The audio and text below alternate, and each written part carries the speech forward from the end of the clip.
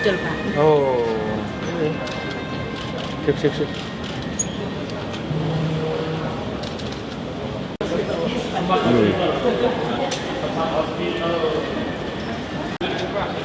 Mbak, sampean freezer mau? Mbak, coba.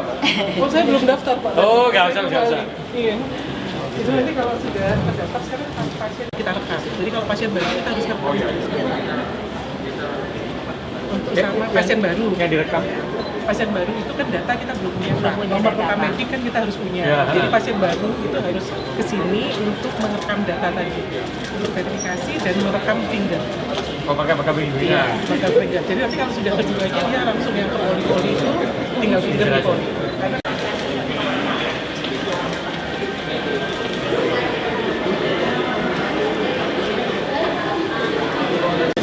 Polinya lantai 2. Ya,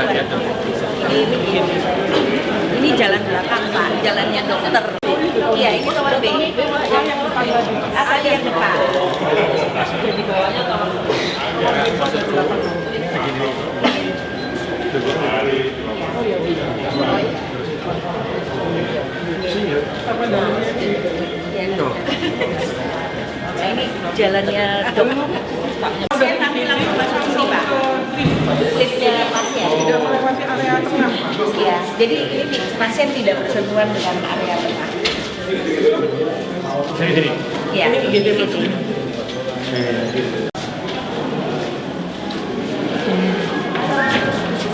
Mas. Nah, ini ruang OK IGD Pak.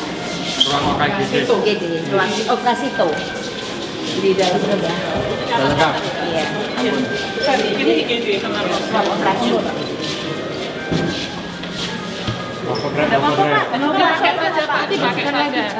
Yang berjalan di Sakno ya. Nanti dia yang situ, jadi yang emergency dan harus operasi. Jadi IGD langsung ke sini. Kalau yang elektif, rencana nanti ada di lantai 3 gedung B. Kalau ini yang pasien datang sudah bawa darurat dari segera operasi.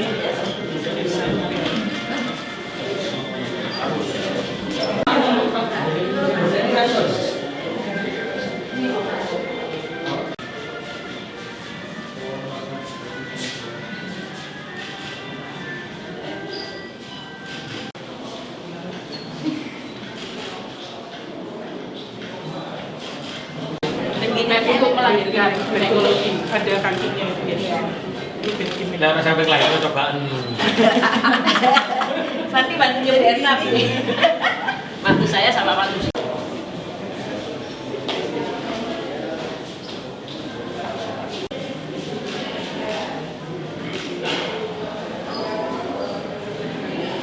Kores belandi. Kalau itu klinik bedah Pak, bedah umum, bedah plastik, bedah saraf itu jadi satu kelompok. Oh, bagus. Iya. Itu Yang ini medical MCU, check up. Medical check up. Jadi satu tempat gitu. Iya. Medical check up itu ambil darah sini semua ya. Semua di sini Pak. Untuk poli ini semua. Tapi terkonek semua ya. Iya. Oke, dokter. Ini resep Pak. Ya resep Pak. Kan itu udah langsung untuk. Iya. Sudah pakai resep semua. Oh gitu. Siap. Mahal. Kelas 3 itu gede terus aja. Yang senyum nanti ya kalau pasien ya. Ini kelas standar Pak. Ini kelas 3. Iya, kelas 3-nya standar. Iya. Terus tempat duduk itu ini bantu berdiri, kalau mari cek lemen. Ini minta bantuan dannya ada. Iya benar. Ini totoane pas iki. Rumah sakit sing beda wis durung tak delok. Kelas standar, kelas itu koyo ngene aja BPJS yo. Iya. Nyaman. View-nya bagus Pak. Tempat parasi. Pak, kayak VIP nih.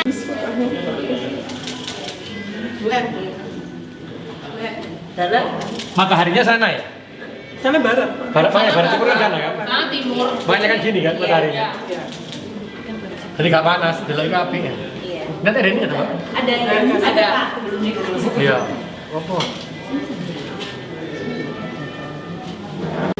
Dia ngotor debu ya? Berbersihin ya? Jadi kok kalau sudah pembersihan, dia harus benar-benar clean. Kalau sudah pasien, kudu tambah logo. Ini 3 track, tapi manual. Oh. Yang elektrik yang di sini. Kalau ini kita masih pakai Ini ya. ini. Nanti ini ada yang bentuk kepala, kaki gitu. Ya. Yang ini naik gitu ya. Kalau pas tanda kita pakai Salah. Udah mas. Udah mas, udah. Bisa? sudah dilengkapi Pak. Jadi pasien stop. Jadi terus Makanya kalau ini ada pasien di atas sini kalau ada tidur dia mau manggil. panggil perawat gitu.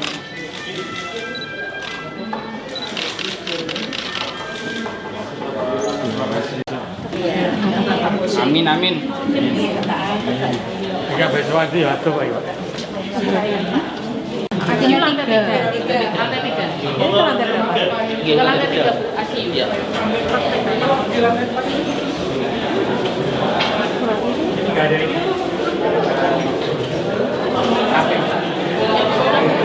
Jangan dipijat dulu, nanti dibuka.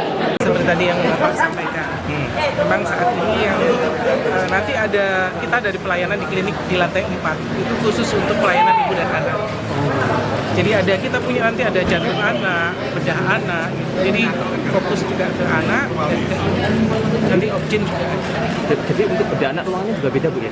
Ada di lantai 4 itu nanti pelayanan anak semua, anak dan ibu khusus. Di Kalau lantai yang umumnya di mana Bu di ya? lantai 2 tadi. Lantai 2 itu kan ada poli-poli banyak ya. Itu di lantai 2. Bu, yang untuk poli yang keibuan itu yang KDRT sebagainya mungkin bisa sedikit apa Yang saja? mana? Yang ada untuk penanganan khusus. Oh KDRT itu kan di IGD tadi ya ada. Ya, jadi memang kita penanganan itu. Jadi kalau ada kasus-kasus yang KDRT kita nanti kan kita juga harus kerjasama dengan yang kalau KDRT kan banyak ya Mas.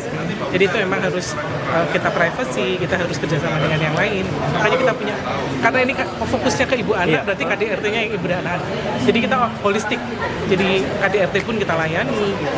Jadi kita juga bekerja sama nanti pasti dengan DP3A dengan intrasektor yang lain. Jadi ada ruangan khusus juga Bu Ada, ya? Poli. ada yang KDRT ada khusus. Kalau yang ruang senam buat apa Bu? Senam hamil kan ada, iya ibu hamil kita harus punya senam khusus gitu. Jadi memang lebih Alhamdulillah persiapan untuk rumah sakit ini sudah 99% ya.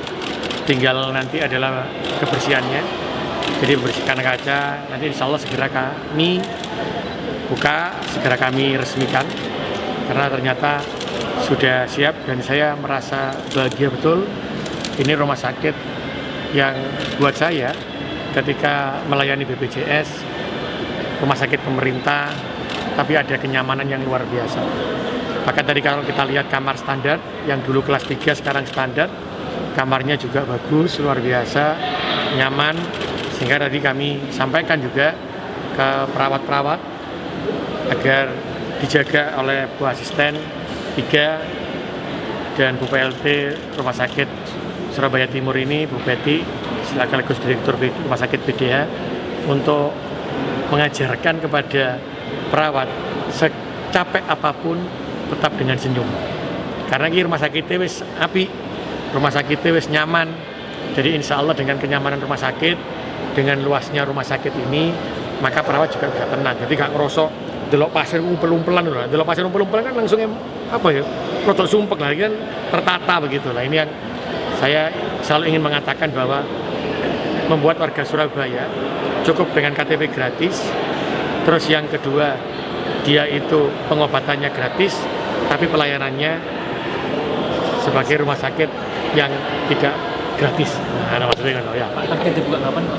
Kenapa? Ini kita tunggu pembersihannya. Saya minta dalam waktu seminggu ini dibersihkan. Tunggu tanggal sing diskusi karo teman-teman. Tanggal sing api. Maksudnya tanggal sing api itu perawatnya wis siap, sebenarnya wis siap dibuka. Itu tanggal sing delok dino itu. Pak ini nanti buka full atau hanya separuh dulu? Jadi ini nanti kita dari 327 ya. Kita masih melayani 155 bed. Sambil kita berjalan ya. Karena saya tidak ingin dibuka jerak mari ngono pelayanannya sehingga 155 kita buka bertahap ini, kita akan melakukan evaluasi terus. apa sih dari pelayanan yang kurang apa, karena saya betul-betul ingin menjadikan rumah sakit ini adalah rumah sakit negeri, rumah sakit pemerintah, gratis, tapi pelayanannya seperti rumah sakit yang memang berbayar mahal. Itu yang sebenarnya kita. Tapi kalau fasilitasnya buka semua Pak ya? Oh, sudah buka semuanya. Tapi yang untuk rawat inapnya yang kita 155 tempat tidur.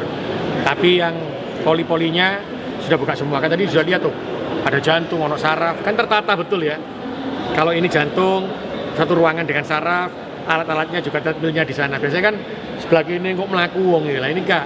Di dalam satu privacy ruang yang ruang kaca ini jantung toh, ambil ini medical check up. Jadi ada privasinya orang yang merasa nyaman begitu. Dan memang rumah sakit ini saya berharap bisa melayani banyak rumah sakit untuk wanita dan anak. Unggulannya kita adalah perempuan dan anak.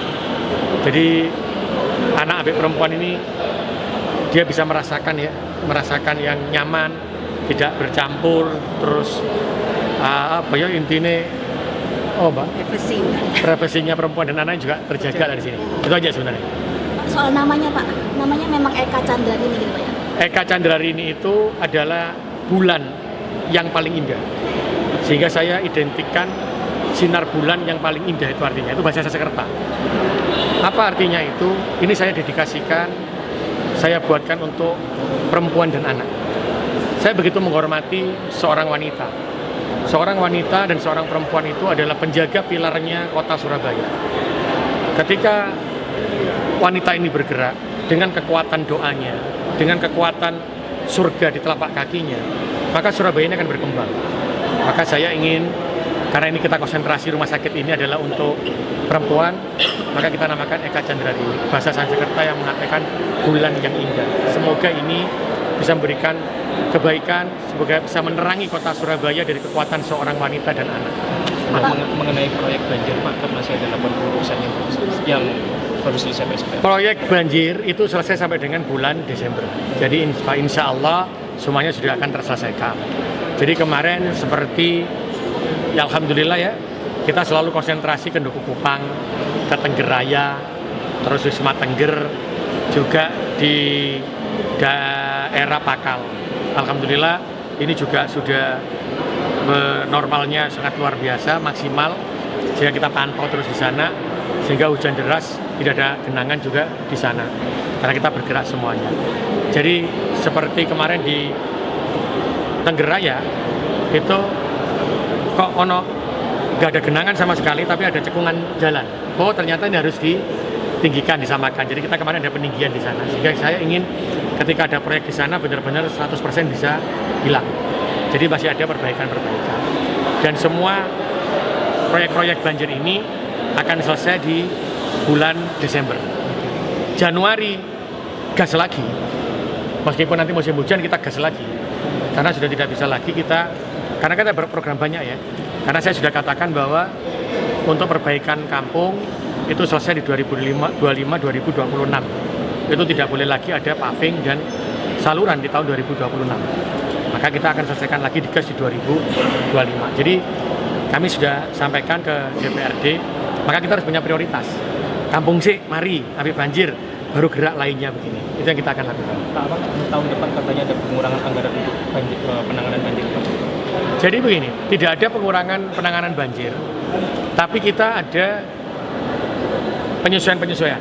Contoh BPKB itu kita kan dapatnya dulu 30%. 30% itu kita dapatnya 800 miliar.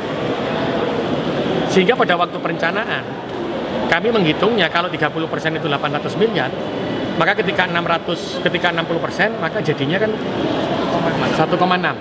Ternyata yang dianggarkan dari provinsi cuma 1,1. Itu pun nanti ada sosialisasi 5%-nya. Berarti kita itu hanya dapat tambahan sekitar 250 miliar.